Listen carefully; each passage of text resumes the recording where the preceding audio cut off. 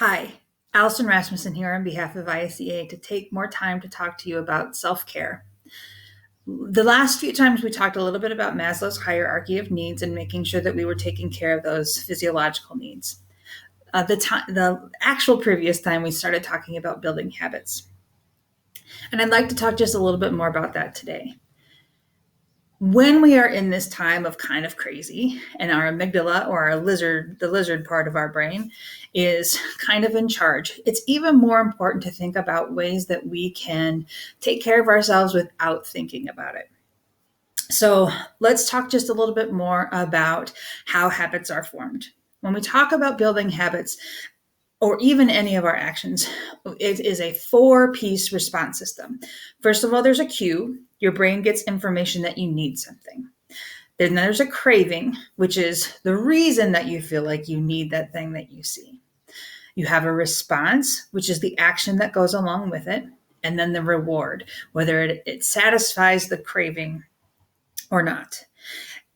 When we get through those 4 steps, when we get to the bottom of it, and if it becomes a satisfactory ending to our craving, then that's something that we're more likely to do more often. And that's why when we talk again about the 4 laws of habits, make it obvious, make it attractive, make it easy, and make it satisfying, those are the things that you're more likely to continue. Now, we have been taking care of ourselves as adults for quite some time. We know a lot of the things that are supposed to be really good for us and some of the things that aren't. But right now, especially when we don't feel like we have control over a whole lot of other things, it's really important to start building on those habits so that you can use your cognitive abilities to concentrate on sometimes maybe more important things. So let's talk about some more ways that we can make our habits more obvious, attractive, easy, and satisfying. Last time we talked about stacking your habits and removing friction. This time I'd like to talk a little bit more about making it obvious. Now, all of us have some level of technology around us all of the time, whether that be our computer, whether that be a phone, whether that be a smartwatch. We always have some piece of technology that can give us the time or that can remind us of things. So my challenge to you in the next few days is to set yourself a timer or a reminder on your phone or on your watch to check in with yourself and see if you are being able to meet your physiological needs. So what that means is on my phone, which buzzes into my watch, I set a time at 10, I set a time at noon, and I set a time at 2 for it to go off. And the actual reminder on my calendar says check in. So at that time, I think about Maslow's hierarchy. Are my physiological needs being met? If my physiological needs are being met, then I can move my way up the ladder.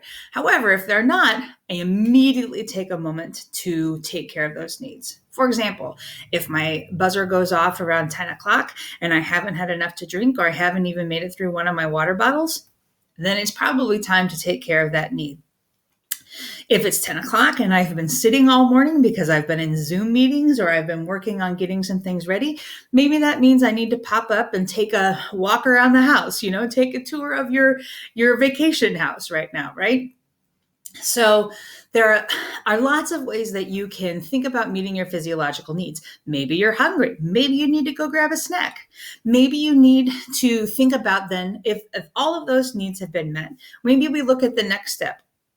And we think about our safety. Do we have a plan for some things that we need to be taken care of? A lot of the things that when we talk about safety are just making sure that our space is doing what it needs to be doing. Do we have the adequate amount of groceries? Do we know that we have at least a small level of control over the things that we have control over?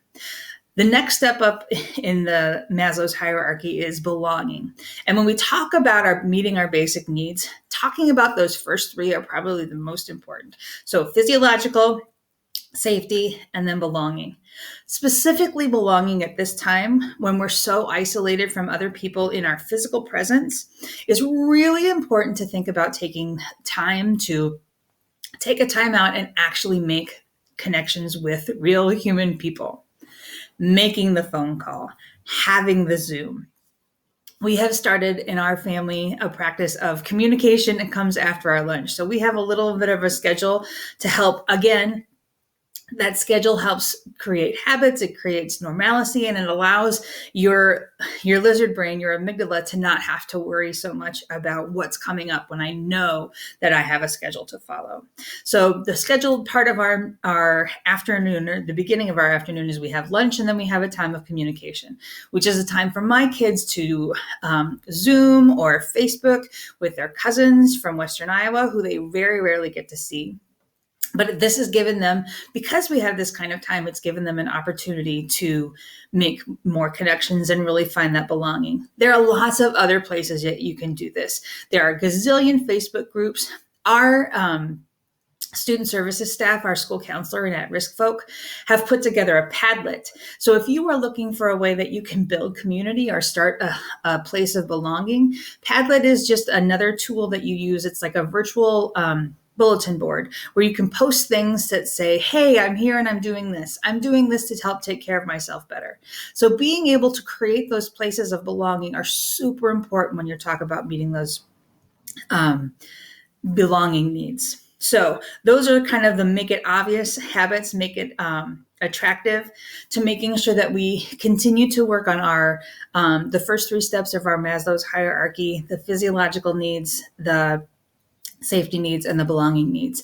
So my challenge for you for the next few days is to really think hard about how are ways that you can fit belonging habits into your everyday life. Whether that mean you set a timer on your watch to make sure that you're following the rungs of the hierarchy ladder, or you just set aside a time every day that you know where you're kind of doing that habit stacking, like right after lunch, I'm going to make a phone call to my mom, or right before dinner, I'm going to make sure that my neighbor next door has everything that he needs to make sure that, we're going to make it through this together. So hanging on to those relationships is going to be a huge part of your self-care as well. But again, making sure that their physiological needs are taken care of first, because if you are pouring from an empty pitcher, you don't have anything to share. Awesome. Hopefully you have a great few days and start making sure that you're doing a great job taking care of yourselves. Till next time.